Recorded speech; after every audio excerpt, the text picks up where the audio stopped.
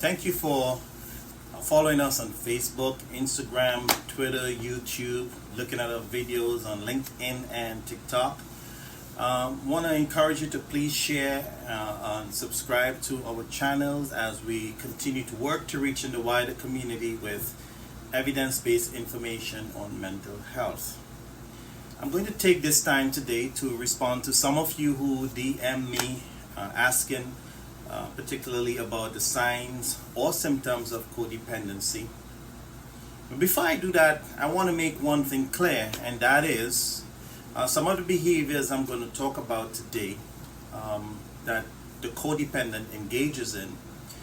These are behaviors that does not indicate in any way that we're sick, that we're infected, or that we are inferior. As a matter of fact, every one of us, we do engage to some degree in codependent behavior from time to time.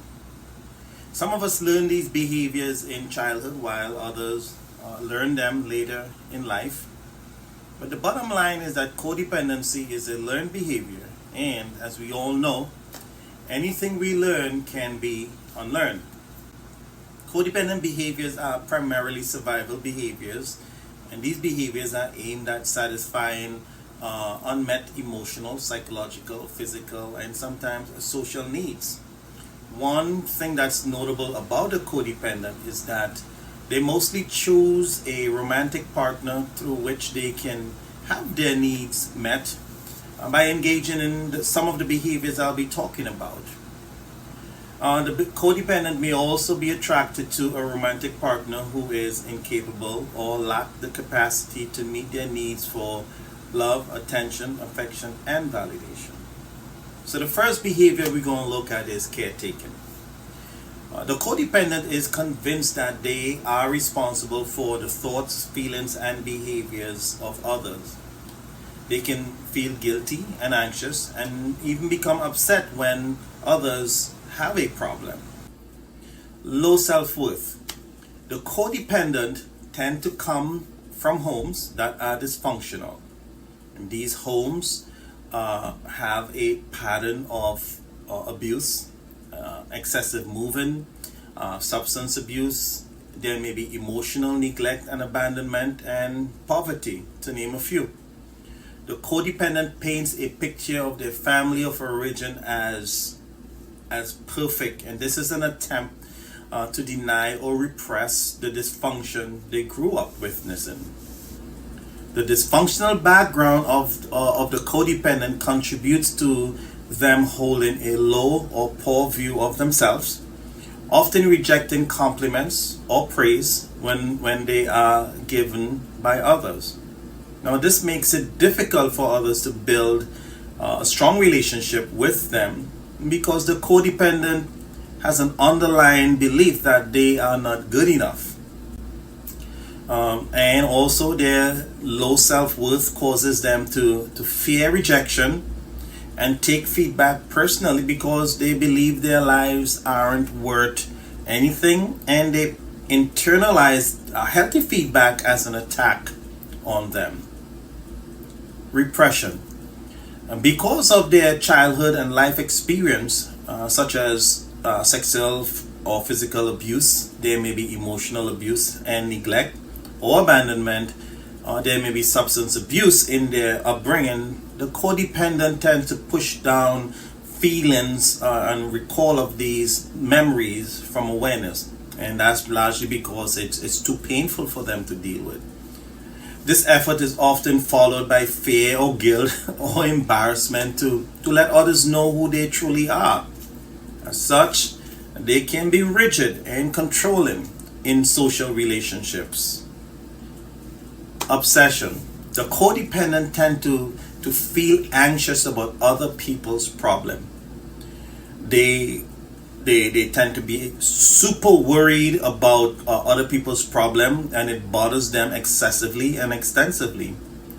Their obsession causes them to talk excessively about other people and their problems, and sometimes they may even lose sleep over the problems of other people. Now, although they worry The codependent rarely ever has an answer to someone else's problems. And at times the codependents look out for behaviors to blame other people for their problems.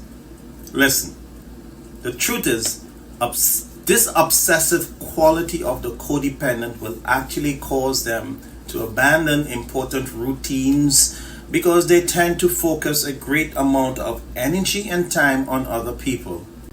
And later they become upset because they can't get things done for themselves. Furthermore, worrying about people and their problem does not really do anything to help the codependent or anyone.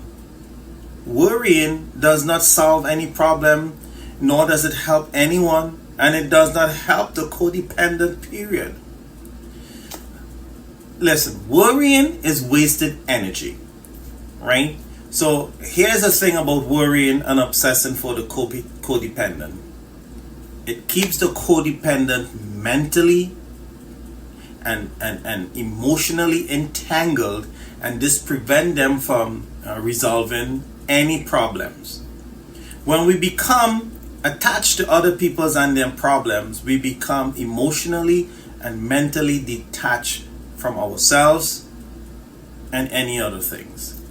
Controlling and denial behaviors.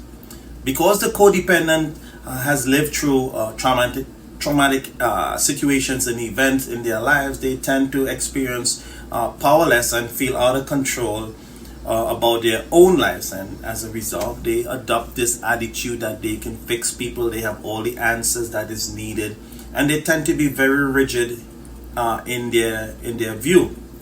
They don't see and respond to their own fear of loss or control.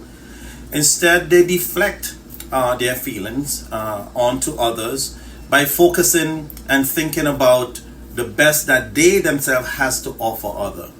They are likely to engage in controlling behavior as a result, such as guilting, making threats, manipulation, giving advice, or trying to dominate the relationship. It is a fallacy, guys. It is a fallacy to think that you can control anyone, or by involving yourself that will keep you in a state of superiority in a relationship. As a matter of fact, these type of behaviors only introduce chaos in the relationship.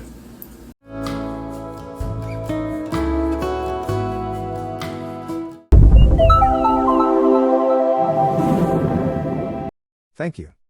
Like, subscribe and share these videos so that we can continue to address the disparities in mental health services within the communities we serve.